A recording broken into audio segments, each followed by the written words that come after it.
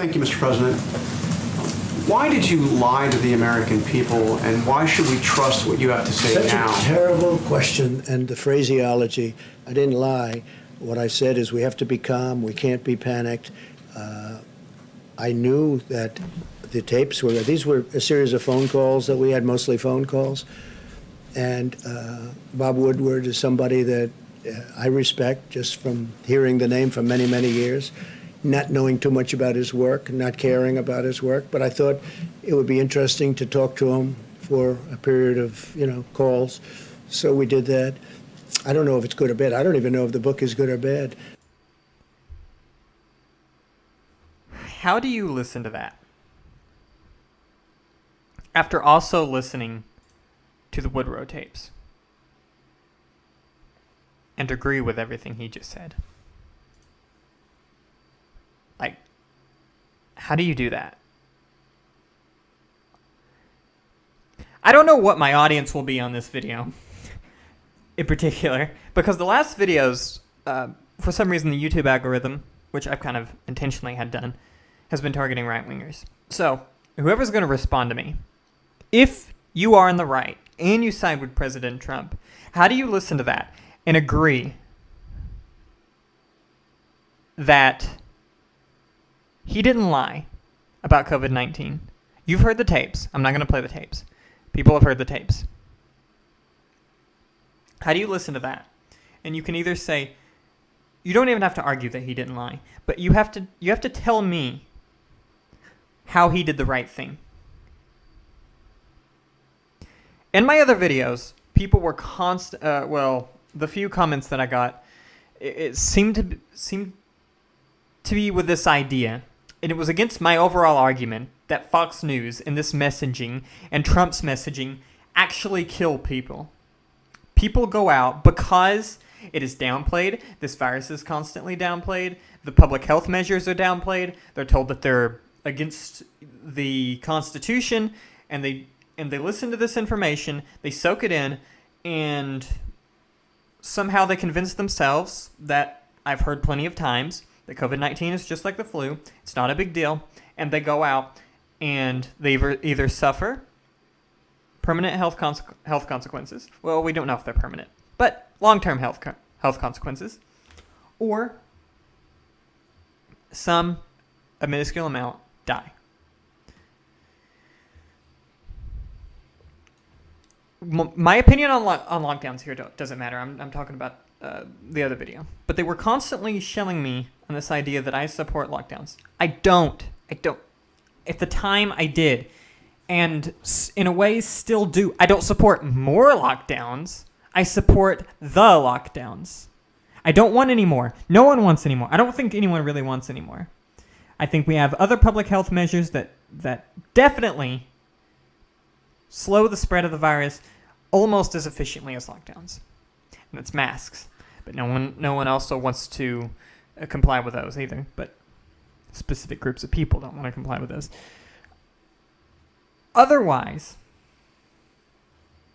my point is, and has always been, if you go listen to that video, it's that Fox News, this information got Americans killed, has been getting Americans killed, consistently gets Americans killed, and this, what he did at the beginning of the pandemic, also got Americans killed. And we have him here openly, in the tapes, acknowledging that he had played down the virus. Okay. He didn't want people to panic. Now, he goes in and... But certainly if he thought that was a bad statement, he would have reported it because he thinks that, you don't want to have anybody who... Let's go back. The tapes these were a series of phone calls that we had, mostly phone calls. And Bob Woodward is somebody that I respect just from hearing the name. Thank you, Mr. President. Why did you lie to the American people, and why should we trust what you have to say now? Such a terrible question, and the phraseology, I didn't lie. What I said is we have to be calm, we can't be panicked. Okay, I understand his point. He didn't want panic. That is totally fair. That is a totally valid, that is a totally valid statement that you don't want anyone to panic. But the method he went about doing that was completely downplaying the severity of the virus, which he did. He constantly said it was going to go away. There's only a few cases. It was just going to disappear. It's just like the flu. He said all these things. And he downplayed it. He lied. In that, he lied because it's simple. He openly acknowledged that it was more severe than any type of flu, that it was airborne, and that it was a significant threat. He said all this in the tapes. And what he told the public at this time was, it's just like the flu, and it's not a problem. And he was openly acknowledging that's the problem. So he knew something else, and he said something different. Is that a lie? Is that not a lie? Is that somehow telling people to not panic? Like, that's... No. I guess in his goal, he got people not to panic, but they became completely complacent and stupid in the process. We still have the same people, the same group of people that followed his message then become anti-mask and completely ignore health guidelines in the framing that masks are communism. It's ridiculous. Let's keep playing. I knew that the tapes were, these were a series of phone calls that we had, mostly phone calls. And Bob Woodward is somebody that, so we did that. I don't know if it's good or bad. I don't even know if the book is good or bad. But like that even matters. I'm like, okay. I don't know if the book is good. Did you lie? The book, good or bad, don't know. Okay, Trump. certainly thanks. if he thought that was a bad statement, he would have reported it because he thinks that, you don't want to have anybody that is going to suffer medically because of some fact. And he didn't report it because he didn't think it was bad. Nobody thought it was bad. Wait a minute. And your question, the way you phrase that is such a disgrace. It's a disgrace to ABC television network. It's a disgrace to your employer. And that's the answer. You ready?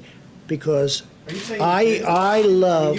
Of course I didn't. Of course I didn't. It was deadlier than the flu, and then you went out and told the American public that this was just like the flu. Let me tell I mean, you you something. told We've had Woodward flu one thing, and you years. told everybody else something else. No, and 5 times, right? 5 times. You ever hear the expression 5 times? We've had flu years where we lost 100,000 people. The flu is a very serious problem for this country also. And we've been losing them. Scott, what kind of a number have we Pay attention to this. lost over the years with flus? Into the hundreds of thousands.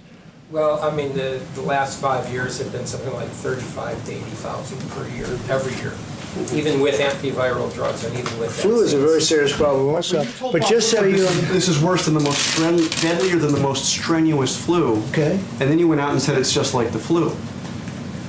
What I went out and said is very simple. Listen.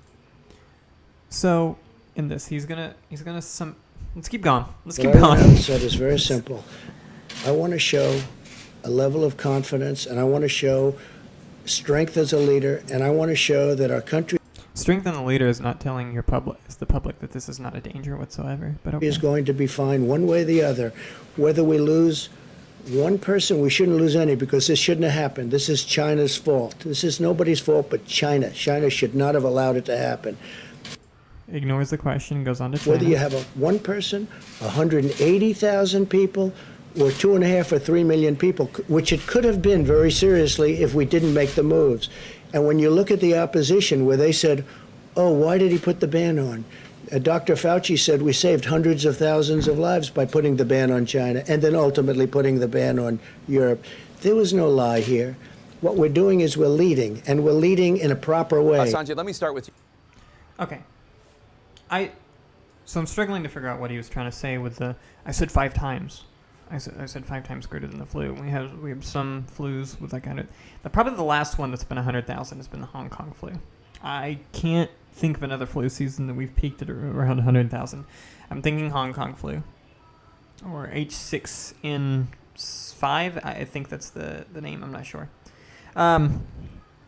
Otherwise, we had swine flu, but I think that flu on its own killed a couple thousand of Americans. It wasn't even as virulent as the strains that were going around. Otherwise, I really don't know where he gets those numbers. But we've gotten high flu seasons. We've gotten 60 to 70, and I think even 80,000. So All right. Okay, sure. Let's give him that. And then 5 times. Whatever this even matters, I don't even know. So let's say an average flu season is 50,000. 50, 100, or 200. We're almost at 200,000 deaths now in the United States. We're not done. We're not... It doesn't appear that we're done. I mean, technically, herd immunity could be anywhere in the ballpark. With Sweden declining in cases, it's made really determining what herd immunity is really difficult. Is it because of social distancing measures? Is that why it's slowing down? There's not been a change in behavior, but there has always been that exponential spike. But then it's now declining, and they only get like a death a week or a month at this point. They may have reached herd immunity, whatever percentage of the population of that is. Now, it may not be. It's expected. It's usually thought that herd immunity is 60%. 60 to 70% with a virus with an R naught of 3 or something like that. And we aren't there. Like, we're not near that. Though it could be lower. I don't know. I'm not sure if social distancing measures that we implement slow down the spread and make it only 30 or 40%, in which, if that's the case, we might be near. We very much might be near. That's totally possible. At the same time, I'm going to be honest. I understand the notion that this was overhyped. This was not as fatal as they thought it was going to be. Originally, the death rate was hanging around 2%. It's not that. We know it's not that. There are serology studies that definitely show that is not the case. So I want you to look at this. This is from Sweden, and it's a serology study that estimates the infection fatality rate.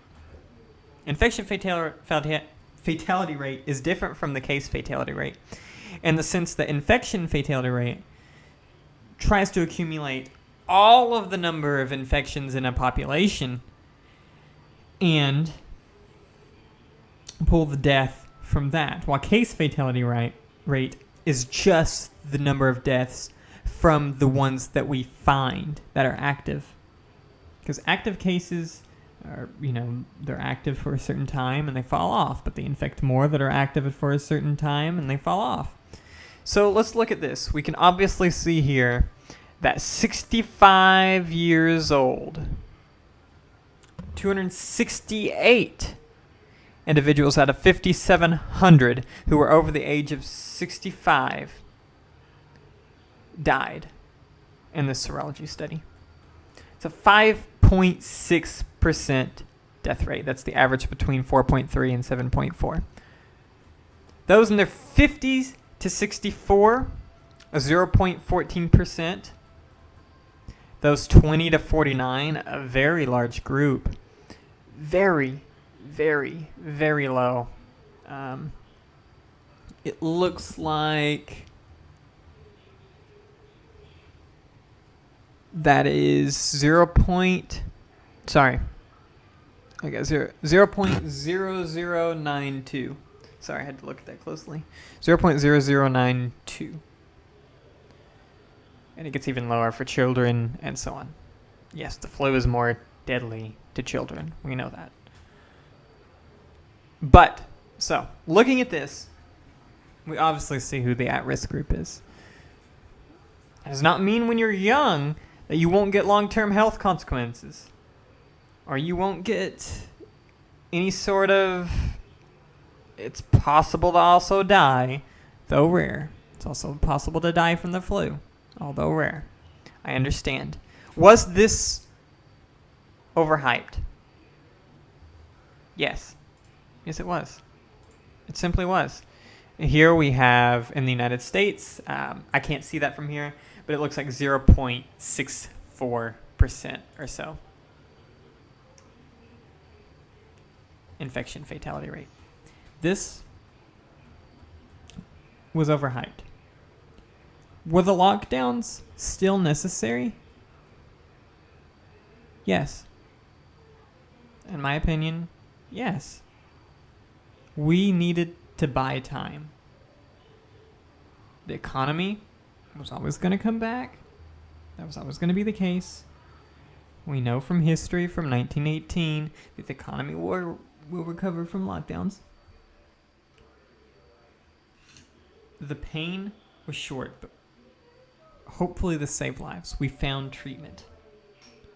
And at the end of the day, 0.67% or 0.64, whatever that number is, I can't see it, of the population, of an infection group of 60% of the U.S. population is an incredibly high number. I will put that in a calculator for everyone, just so we know. So, the U.S. population is 320 million. And we need 60% of that for herd immunity, we think.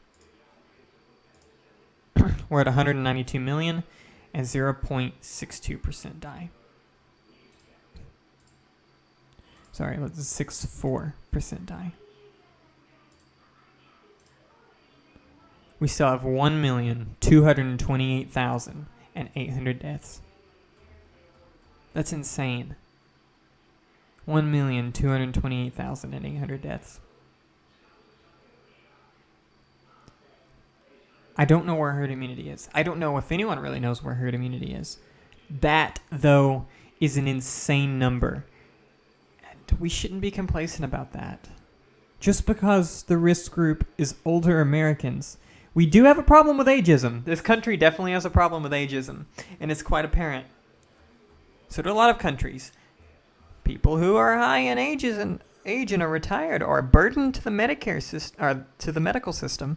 They're a burden to the economy because they don't do anything and they just take taxpayer money.